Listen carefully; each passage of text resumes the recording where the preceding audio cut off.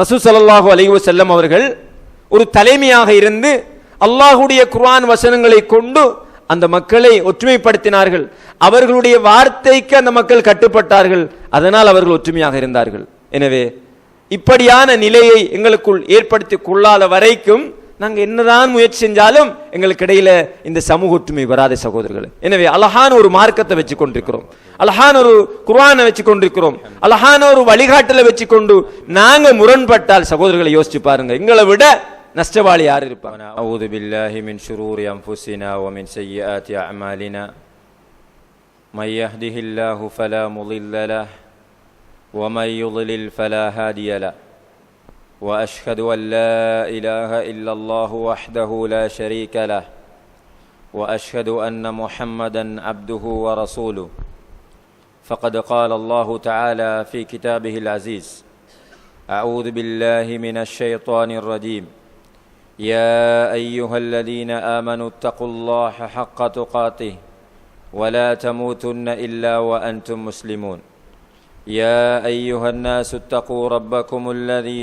خلقكم من نفس واحدة وخلق منها زوجها وبث منهما رجالا كثيرا ونساء واتقوا الله الذي تساءلون به والأرحام إن الله كان عليكم رقيبا يا أيها الذين آمنوا اتقوا الله وقولوا قولا سديدا يصلح لكم أعمالكم ويغفر لكم ذنوبكم ومن يطع الله ورسوله فقد فاز فوزا عظيما فإن أصدق الحديث كتاب الله وخير الحدي حدي محمد صلى الله عليه وسلم وشر الأمور محدثاتها وكل محدثة بدعة وكل بدعة ضلالة وكل ضلالة في النار. சர்வ புகழும் புகழ்ச்சியும் இந்த உலகத்தை படைத்து பரிபாலித்து கொண்டிருக்கின்ற எல்லாம் வல்ல அல்லாஹு ஜல்ல ஷஅனுஹு தஆலா ஒருவனுக்கே உரித்தாகட்டும். அவனுடைய இறுதி தூதர் முஹம்மது முஸ்தபா ஸல்லல்லாஹு அலைஹி வஸல்லம் அவர்கள் மீதும் அவர்களுடைய தீனை பின்பற்றி வாழ்ந்த சஹாபாக்கள், தாபிஈன்கள், தபஅ தாபிஈன்கள், இன்று வரைக்கும் இந்த மார்க்கத்தை உயிரை விடவும் மேலாக நேசித்து வாழ்ந்து கொண்டிருக்கக்கூடிய அனைத்து நல்லடியார்கள் மீதும் அல்லாஹுவின் ஸலவாத்தும் சலாமும் என்றென்றும் உண்டாகட்டுமாக. அல்லாஹு ஜல்ல ஷஅனுஹு தஆலா ஏவியவற்றை எடுத்து நடப்பதன் மூலமும் அவன் விலக்கியவற்றிலிருந்து முற்றுமுழுதாக விலகி வாழ்வதன் மூலமும் எப்போதும் எங்கும் அல்லாஹுவை தக்வா செய்து வாழ வேண்டும் என்று இந்த அருமையான சந்தர்ப்பத்தில் எனக்கும் உங்களுக்கும் வசியத்து செய்து கொள்கிறேன். அன்புக்குரிய இஸ்லாமிய சகோதரர்களே, அல்லாஹுவின் நல்லடியார்களே, அல்லாஹு ஜல்ல ஷஅனுஹு தஆலா இந்த உலகத்தில் மனிதர்களை ஒவ்வொருவரையும் வித்தியாசமான ஒரு பன்மைத்துவமான ஒரு கோணத்திலே படைத்திருக்கிறான். அது அவனுடைய ஆற்றலில் ஒன்றாகும். படைப்பாளர்களில் மிகச்சிறந்த படைப்பாளனாக அல்லாஹு தஆலா இருப்பதை நாங்கள் அறிந்திருக்கிறோம். இந்த பன்மைத்துவம் என்பது பொதுவாக மனிதர்களில் மாத்திரமல்லாமல் தாவரங்களில், விலங்குகளில், இந்த உலகத்தில் இருக்கின்ற எல்லா படைப்பினங்களிலும் இந்த பன்மைத்துவம், டைவர்சிட்டி என்று சொல்கின்ற, அத்தனவு என்று சொல்கின்ற இந்த பன்மைத்துவம் இருப்பதை பார்க்கிறோம். எங்களுடைய விரல்களை எடுத்துக்கொண்டாலும் அதிலும் ஒரு பன்மைத்துவம் இருப்பதை பார்க்கிறோம். ஒரு தாய்க்கு பிறக்கின்ற 2 குழந்தைகளுக்கிடையில் பன்மைத்துவம் இருப்பதை பார்க்கிறோம். ஒரு தாய்க்கு பிறந்திருக்கின்ற இரட்டை குழந்தைகளிலும் பன்மைத்துவம் இருப்பதை பார்க்கிறோம். இத்தகைய ஒரு சூழலில் அல்லாஹு தஆலா ஒற்றுமையை இந்த சமுதாயத்திற்கு வலியுறுத்துகிறான். இயல்பாகவே பன்மைத்துவமாக படைக்கப்பட்டிருக்கின்ற மனிதர்களுக்கு மத்தியில் ஒற்றுமை ஏற்பட வேண்டும் என்று அல்லாஹு தஆலா விரும்புகிறான். அன்புக்குரிய சகோதரர்களே,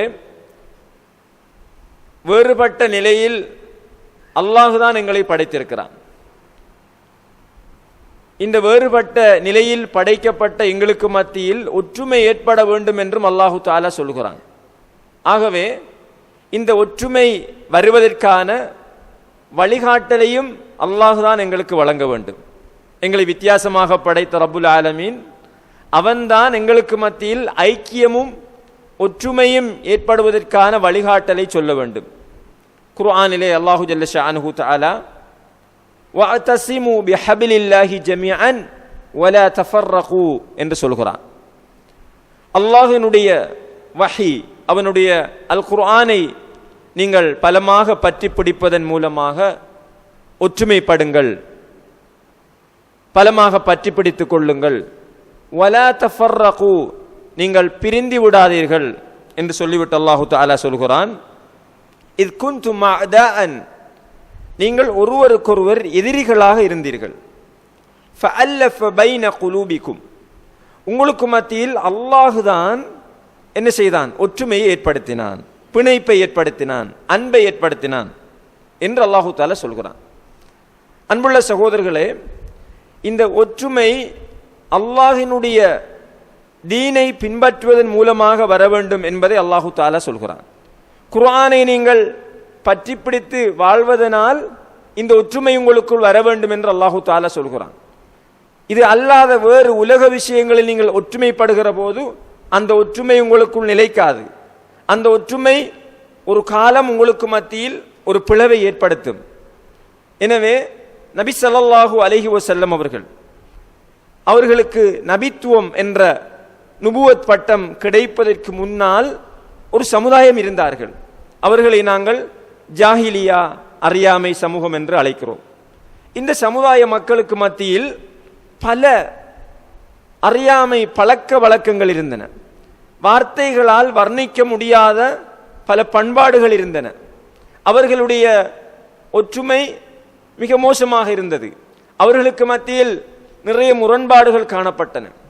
அன்புள்ள சகோதரர்களே, இந்த மக்கள் மத்தியில் ரசூல் ஸல்லல்லாஹு அலைஹி வஸல்லம் அவர்கள் இந்த குர்ஆனை ஓதி காண்பிப்பதன் மூலமாக ஒற்றுமையை ஏற்படுத்துகிறார்கள்.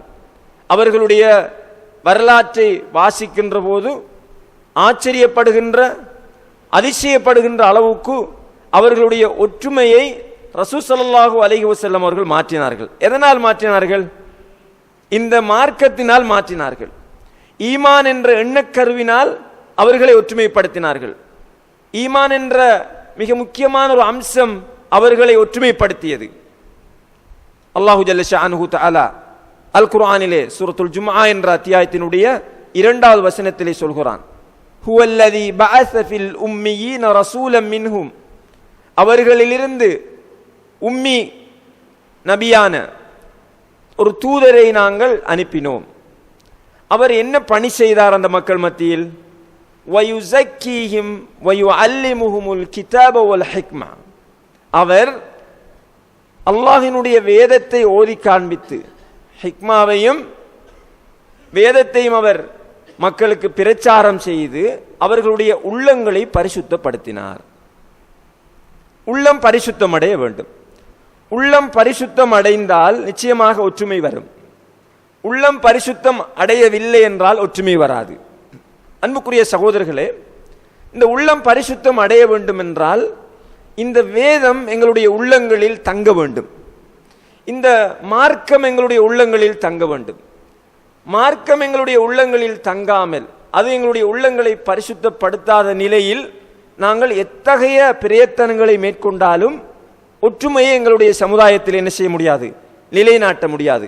அல்லாஹு தஆலா குர்ஆனிலே சொல்கிறான், வஅல்லஃப பைன குலூபிஹிம், அவர்களுக்கு மத்தியில் அல்லாஹ் பிணைப்பை ஏற்படுத்தினான். லவ் அன்ஃபக்த மா ஃபில் அர்லி ஜமீஅன், இந்த உலகத்தில் நீங்கள் எவ்வளவுதான் செலவு செய்தாலும் மா அல்லஃப்த பைன குலூபிஹிம், அவர்களுக்கு மத்தியில் உங்களால் ஒற்றுமையை ஏற்படுத்த முடியாது. நீங்க உங்களிடத்தில் பொருளாதாரம் இருக்கிறது, அந்தஸ்து இருக்கிறது, செல்வாக்கு இருக்கிறது, பலம் இருக்கிறது. இந்த பலங்களை நீங்கள் எவ்வளவுதான் செலவு செய்தாலும் என்ன செய்ய முடியாது? ஒற்றுமை ஏற்படுத்த முடியாது. அது குடும்பங்களுக்கு இடையில வார முரண்பாடாக இருந்தாலும், தனிநபர்களுக்கு இடையில் ஏற்படுகின்ற முரண்பாடுகளாக இருந்தாலும், சமூகங்களுக்கு இடையில் ஏற்படுகின்ற முரண்பாடுகளாக இருந்தாலும், ஜமாஅத்துகளுக்கு இடையில் ஏற்படுகின்ற முரண்பாடுகளாக இருந்தாலும், யாருக்கு மத்தியில் முரண்பாடு ஏற்பட்டாலும் இந்த குர்ஆனையும் ஹதீஸையும் கொண்டே அன்றி என்ன செய்ய முடியாது, ஒற்றுமை ஏற்படுத்த முடியாது என்பதை அல்லாஹு தாலா இந்த திருமறை வசனத்திலே தெளிவாக சொல்கிறான். வலக்கின் அல்லாஹ் அல்லஃப பைனஹும், அல்லாஹ் தான் என்ன செய்ய வேண்டும், அவர்களுக்கு மத்தியில் ஒற்றுமை ஏற்படுத்த வேண்டும். அல்லாஹ் தான் அவர்களுக்கு மத்தியில் பிணைப்பை, அவருடைய உள்ளங்களை ஒன்று சேர்க்க வேண்டும் என்று அல்லாஹு ஜல்ல ஷானுஹு தஆலா சொல்கிறான். நபி ஸல்லல்லாஹு அலைஹி வஸல்லம் அவர்கள் தன்னுடைய ஹஜ்ஜத்துல் வதா என்று சொல்கின்ற இறுதி பேருரையிலே ஒரு மிக முக்கியமான விடயத்தை சொல்கிறார்கள். உங்களுக்கு மத்தியில் இரண்டை நான் விட்டு செல்கிறேன், இரண்டை நான் விட்டு செல்கிறேன். அந்த இரண்டை நீங்கள் பற்றி பிடித்து வாழும் காலம் எல்லாம் நீங்க என்ன செய்ய மாட்டீங்க, வழி தவற மாட்டீங்க, நீங்க பிரிவுபட மாட்டீங்க, உங்களுக்குள் பிரிவினை வந்து விடாது என்று நபி ஸல்லல்லாஹு அலைஹி வஸல்லம் அவர்கள் சொல்கிறார்கள். அந்த இரண்டும் என்ன, அல் குர்ஆன், அல் ஹதீஸ். சகோதரர்களே, எங்களுக்கிடையில் ஒற்றுமை வர வேண்டுமாக இருந்தால் இந்த குர்ஆனோடும் ஹதீஸோடும் நாங்கள் வாழ வேண்டும். எங்களுக்குள் சச்சரவுகளும் முரண்பாடுகளும் ஏற்படுகிற போது இந்த குர்ஆனையும் ஹதீஸையும் கொண்டு நாங்கள் ஒன்றுபட வேண்டும். துரதிர்ஷ்டவசம் இன்றைக்கு இந்த குர்ஆனும் ஹதீஸும் எங்களுக்கு மத்தியில் ஒற்றுமை ஏற்படுத்த வந்தது என்று பேசுகிறோம், அதை ஏற்றுக்கொள்கிறோம். குர்ஆனிலும் ஹதீஸிலும் ஒற்றுமைக்கான வழிகாட்டல் முழுமையாக இருக்கின்றது என்று நம்புகிறோம். அன்புள்ள சகோதரர்களே, இந்த குர்ஆனையும் ஹதீஸையும் பேசி சில போது நாங்கள் பிரிந்து விடுகிறோம். இந்த குர்ஆனும் ஹதீஸையும் இந்த மக்கள் மத்தியில் நிலைநாட்ட வேண்டும் என்பதனால் பிரிந்து விடுகிறோம். எனவே இந்த பிரிவினைகளிலிருந்து நாங்கள் தவிர்த்து கொள்ள வேண்டும். குர்ஆனும் ஹதீஸும் எங்களை ஒன்றுபடுத்த வந்தது என்பதை நாங்கள் செயலிலே என்ன செய்ய வேண்டும், செய்து காட்ட வேண்டும். இஸ்லாத்தினுடைய சிறப்பம்சங்களில் ஒன்று, ஒரு கொள்கையை எழுத்தளவில் ஒரு கொள்கை அளவில் மாத்திரம் சொல்லாது, அது செயலளவில் செயற்படுத்துகின்ற ஒரு மார்க்கமாகும். எனவே அந்த ஒற்றுமையை எங்களுடைய செயற்பாடுகளில் நாங்கள் செயற்படுத்த வேண்டுமாக இருந்தால், அன்புக்குரிய சகோதரர்களே, இந்த குர்ஆனையும் ஹதீஸையும் நாங்கள் பலமாக பற்றி பிடித்துக் கொள்ள வேண்டும். அந்த அடிப்படையில் எங்களுக்கிடையில் ஒற்றுமை வர வேண்டுமாக இருந்தால் நிறைய விஷயங்களை இஸ்லாம் எங்களுக்கு அடையாளப்படுத்தி இருக்கிறது. அன்புக்குரிய சகோதரர்களே, அல்லாஹு தஆலா சொல்கிறான், வலா தஃபர்ரகு, பிரிந்து விடாதீர்கள். பிரிவினையை இஸ்லாம் விரும்பவில்லை. முரண்பாடுகளை தீர்த்து கொள்வதற்கான வழிகாட்டலை இஸ்லாம் காட்டியிருக்கின்ற போது பிரிந்து விடுவதை இஸ்லாம் வழிகாட்டவில்லை. ரசூல் ஸல்லல்லாஹு அலைஹி வஸல்லம் அவர்களுடைய பாசறையிலே வளர்ந்த அவர்களுடைய அன்புக்குரிய பாசத்திற்குரிய தோழர்களை அவ்வாறு தான் வழிகாட்டினார்கள்.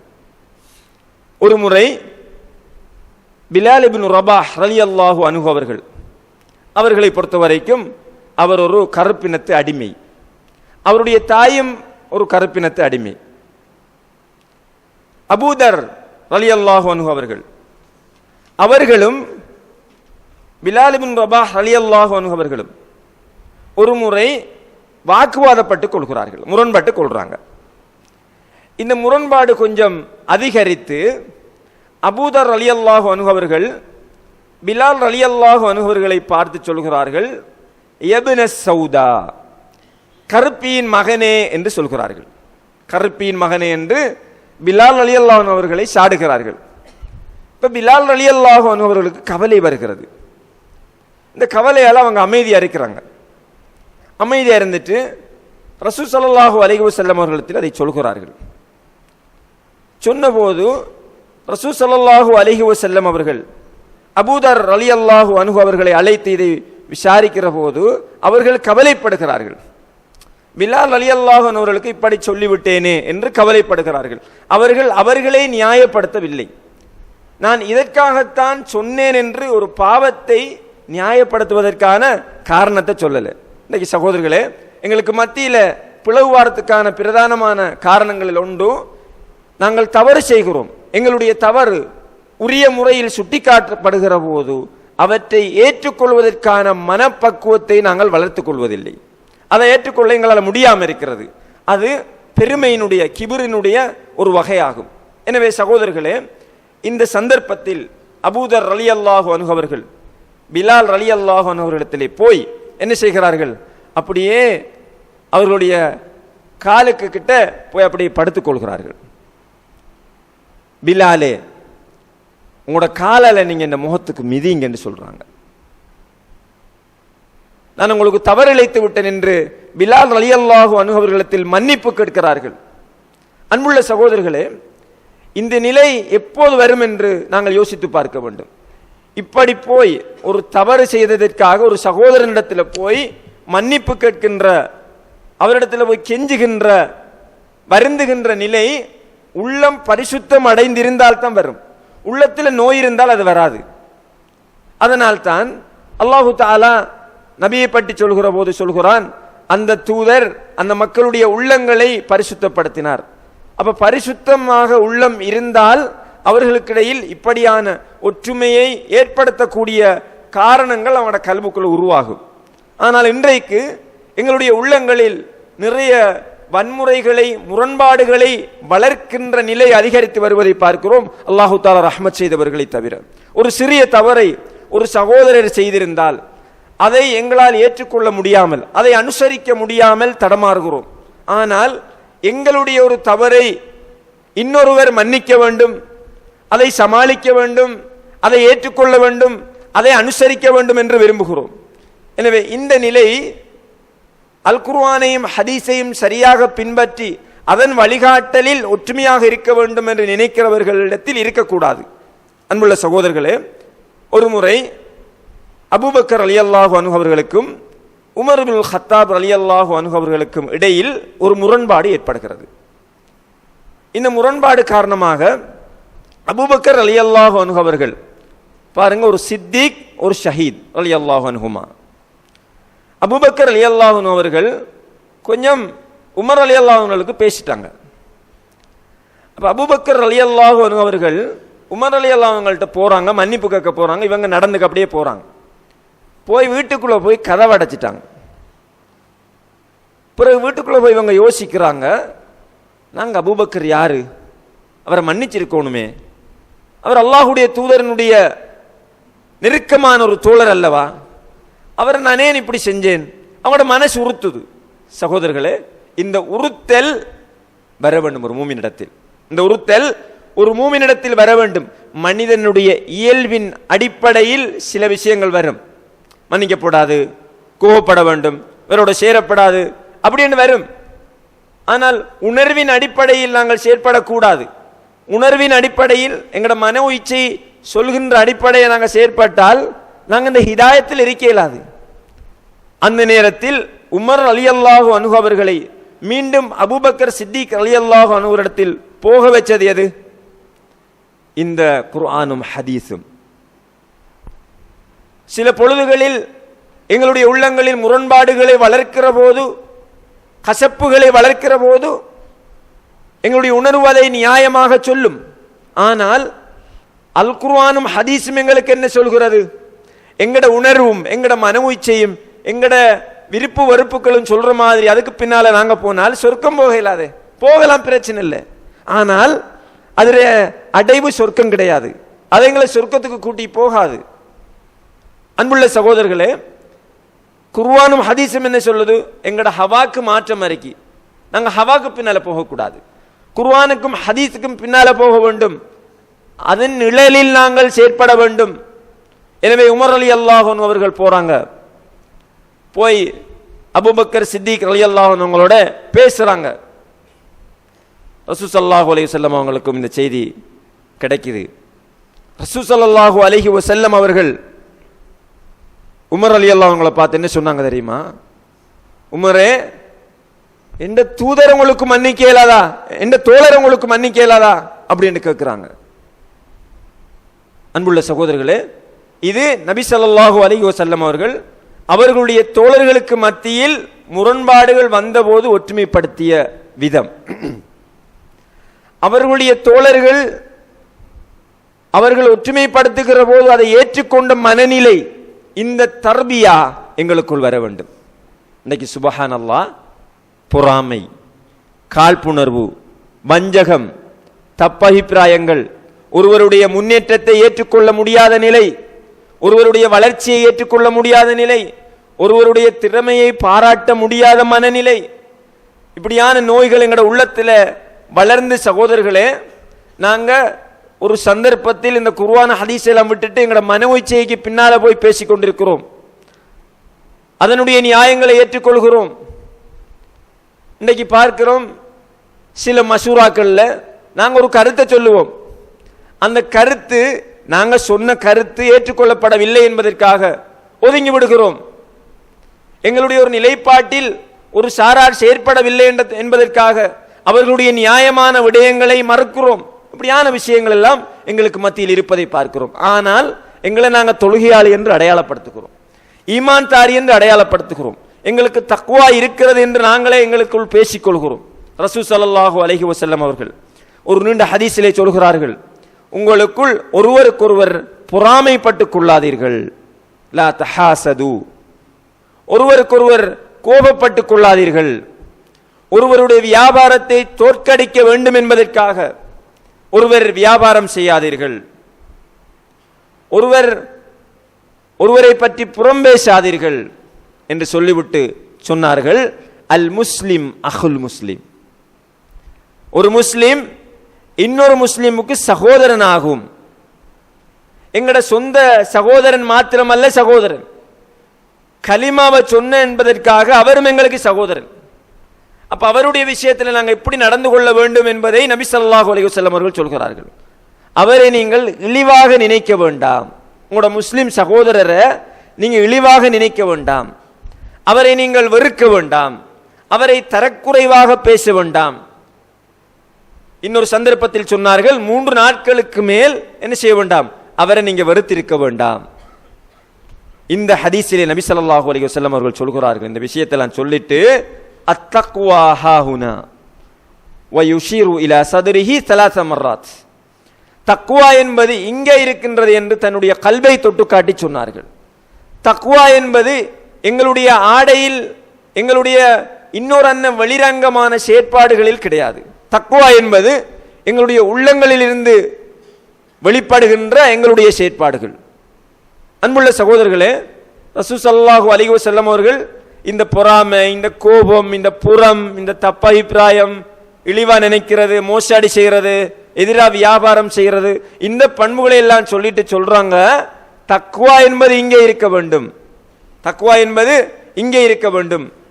ஒரு முஸ்லிம் இன்னொரு முஸ்லிமை பத்தி புறம் பேசுறது, அவர மானத்தை வெளிப்படுத்துறது ஹராம், அவரை ரத்தத்தை ஓட்டுறது ஹராம், அவர பொருளாதாரத்தை ஹராம், அவர் பொருளாதாரத்தை அநியாயமா சம்பாதிக்கிறது ஹராம். இது மாத்திரமா சகோதரர்களே, ரசூல் ஸல்லல்லாஹு அலைஹி வஸல்லம் அவர்கள் சொன்னார்கள், யார் ஒருவர் ஒரு முஸ்லிமுடைய குறையை மறைக்கிறாரோ, சுப்ஹானல்லாஹ், இன்றைக்கு எங்களிடத்தில் மருகிப்போன ஒரு பண்பாக இருக்கிறது, எங்களை விட்டு மிக தூரமாக போய்விட்ட ஒரு பண்பாக இது இருக்கிறது. ஒரு முஸ்லிமுடைய குறையை பேசுவது மிக இன்பமான ஒன்றாக மாறிவிட்டது. ஒரு முஸ்லிமுடைய குறை மறைக்கப்பட வேண்டும். ஸல்லல்லாஹு அலைஹி வஸல்லம் அவர்கள் சொன்னார்கள், யார் ஒருவர் ஒரு முஸ்லிமுடைய குறையை இந்த உலகத்தில் மறைக்கிறாரோ, அவருடைய குறையை அல்லாஹு தஆலா இந்த உலகத்தில் மறுமையிலும் மறைக்கிறார். அன்புள்ள சகோதரர்களே, இதைவிட பெரிய ஒரு பாக்கியம் எது இருக்க முடியும்? எனவே எங்களுக்குள் ஒற்றுமையாக இருக்க வேண்டுமாக இருந்தால் இத்தகைய பண்புகளை எங்களை விட்டு நாங்கள் தூரப்படுத்த வேண்டும். எங்களுக்கிடையில் மார்க்க ரீதியான ஒற்றுமை வர வேண்டும். நாங்கள் பிரியரண்ட ஏன் பிரியணும்? அப்படி பிரிவதாக இருந்தால் அல்லாஹுக்காக பிரிய வேண்டும். நாளை மறுமையில் நிழலே இல்லாத அந்த அரஷாத்துல் கியாமா என்ற பெரும்பலியில் அல்லாஹு தஆலா 7 கூட்டங்களுக்கு நிழல் கொடுக்கிறான்.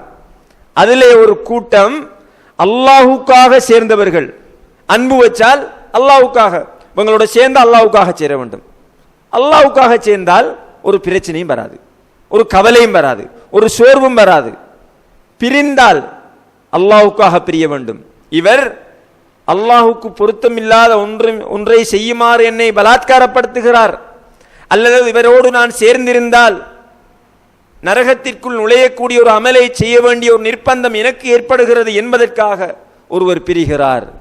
இவருக்கு அல்லாஹு தஆலா அர்ஷின் கீழ் நிழல் கொடுப்பதாக நபி ஸல்லல்லாஹு அலைஹி வஸல்லம் அவர்கள் சொன்னார்கள். அன்புள்ள சகோதரர்களே, எனவே ஒற்றுமை தீனால வர வேண்டும், பிரிவும் தீனுக்காக வர வேண்டும்.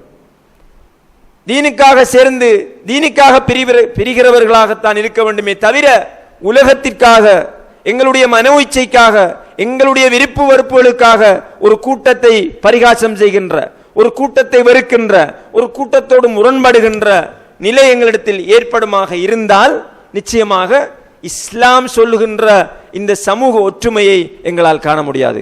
எனவே சகோதரர்களே, எல்லாம் அல்லாஹு ஜல்ல ஷஅனுஹு தஆலா எங்களுக்கிடையில் ஒற்றுமை ஏற்படுவதற்கான இல்மை எங்களுக்கு தர வேண்டும். எங்களுடைய உள்ளத்தை அதன் அடிப்படையில் தூய்மைப்படுத்த வேண்டும். குர்ஆன் ஹதீஸின் நிழல் எங்களுக்கிடையில் ஐக்கியம் ஏற்பட வேண்டும். அதற்காக நாங்கள் ஒன்றுபட வேண்டும். வஆகிரு தஅவானா அல்ஹம்துலில்லாஹி ரப்பில் ஆலமீன். அல்ஹம்துலில்லாஹி நஹ்மதுஹு வ நஸ்தஈனுஹு வ நஸ்தக்ஃபிருஹு வ நு'மினு பிஹி வ நதவக்கலு அலைஹி வ நஊது பில்லாஹி மின் ஷுரூரி அன்ஃபுஸினா வ மின் ஸய்யிஆத்தி அஅமாலினா மன் யஹ்திஹில்லாஹு ஃபலா முضில்ல லஹு வ மன் யுض்லில் ஃபலா ஹாதிய லஹு. அஷ்ஹது அன் லா இலாஹ இல்லல்லாஹு வஹ்தஹு லா ஷரீக லஹு வ அஷ்ஹது அன்ன முஹம்மதன் அப்துஹு வ ரசூலுஹு. அன்புக்குரிய இஸ்லாமிய சகோதரர்களே, அல்லாஹ்வின் நல்லடியார்களே, ரசூல் ஸல்லல்லாஹு அலைஹி வஸல்லம் அவர்களுடைய இந்த உம்மத்தை இஸ்லாமிய அறிஞர்கள் இரண்டு வகையாக பிரிக்கிறார்கள். ஒன்று உம்மத்து தஅவா என்ற ஒரு பிரிவும், உம்மத்துல் இஜாபா அல்லது இஸ்திஜாபா என்ற ஒரு பிரிவும் இருக்கிறது. உம்மத்துல் இஸ்திஜாபா என்பது இஸ்லாத்தை ஏற்று நடக்கின்ற முஸ்லிம்களை குறிக்கின்றது. உம்மத்து தஅவா என்பது முஸ்லிம் அல்லாத மாற்று மதத்தவர்களை குறிக்கிறது. அன்புள்ள சகோதரர்களே, முஸ்லிம்களோடு நாங்கள் ஒற்றுமையாக இருக்க வேண்டும். தீனை அடிப்படையாக கொண்டு எங்களுக்கு மத்தியில் ஒற்றுமை, ஐக்கியம் வர வேண்டும் என்பதை அல் குர்ஆனும் ஹதீஸும் எங்களுக்கு வலியுறுத்துகிற அதே நேரம் முஸ்லிம் அல்லாதவர்களோடும் நாங்கள் நல்லுறவை பேண வேண்டும் என்பதையும் இஸ்லாம் எங்களுக்கு அனுமதித்திருக்கிறது. இன்றைக்கு சமூக நல்லிணக்கம் என்பது மிக முக்கியமாக பேசப்படுகின்ற ஒரு எண்ணக்கருவாக இருக்கிறது. எங்களுடைய நாட்டை பொறுத்த வரைக்கும் பல்லின மக்களோடு அண்டி வாழ்கின்ற எங்களுக்கு இந்த விடயத்தில் தெளிவு இருக்க வேண்டும். இந்த மக்களோடு நாங்கள் எப்படி நடந்து கொள்ள வேண்டும், இஸ்லாம் அதற்கு எங்களுக்கு எத்தகைய வழிகாட்டலை வழங்கி இருக்கின்றது என்பதை நாங்கள் தெரிந்து கொள்ள வேண்டும். அன்புக்குரியவர்களே, இந்த மாற்று மதத்தவர்கள், முஸ்லிம் அல்லாதவர்களை பொறுத்த வரைக்கும் அவர்களிலே இரண்டு வகையானவர்கள் இருக்கிறார்கள். ஒன்று, எங்களுடைய தீனை இந்த பூமியில் சுதந்திரமாக எங்களை பின்பற்ற முடியாமல் செய்கிறவர்கள்.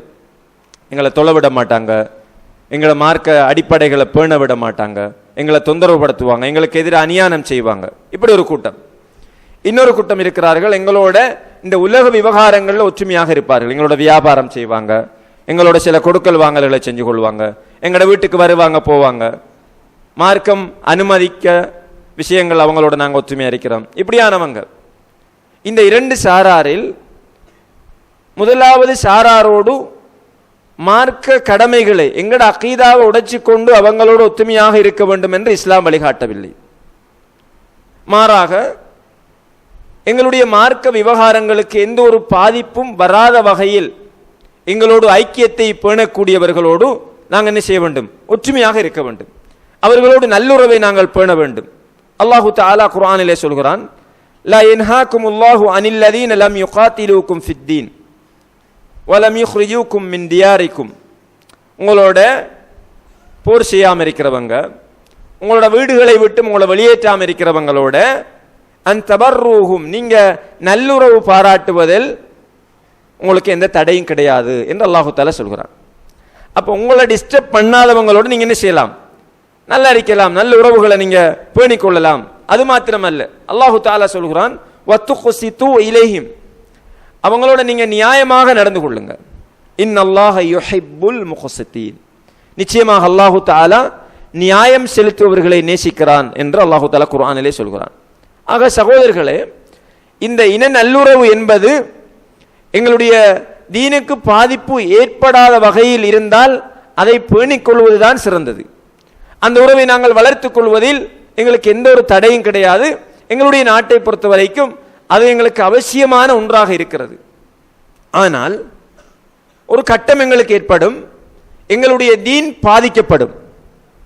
சில அனுமதிக்கப்படாத காரியங்களை அவர்களோடு நல்லுறவு பாராட்டுவதன் மூலமாக நாங்கள் செய்ய வேண்டிய ஒரு நிலை ஏற்பட்டால் அந்த உறவை நாங்கள் தொடர்ச்சியாக பண்ணக்கூடாது. அந்த உறவு துண்டிக்கப்படுகிறது என்று நாங்கள் வருத்தப்படக்கூடாது.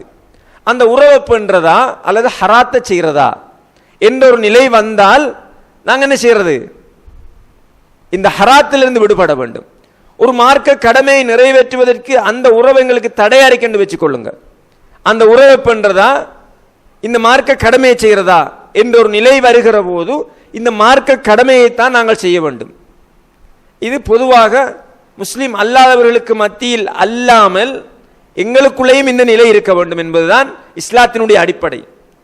அல்லாஹு தஆலா சூரா தௌபாவினுடைய ஒரு வசனத்திலே சொல்கிறான், குல் இன் கான ஆபாஉக்கும், உங்களுடைய பெற்றோர்களாக இருந்தாலும் உங்களோட பிள்ளைகளாக இருந்தாலும் உங்களோட சகோதரர்களாக இருந்தாலும் உங்களோட மனைவிகளாக இருந்தாலும் நீங்க நேசிக்கிற வியாபாரமாக இருந்தாலும் உங்களுடைய வீடுகளாக இருந்தாலும் அஹப்ப இலைக்கும் மினல்லாஹி வ ரசூலி, அல்லாஹ்வுக்கும் அவனுடைய தூதருக்கும்,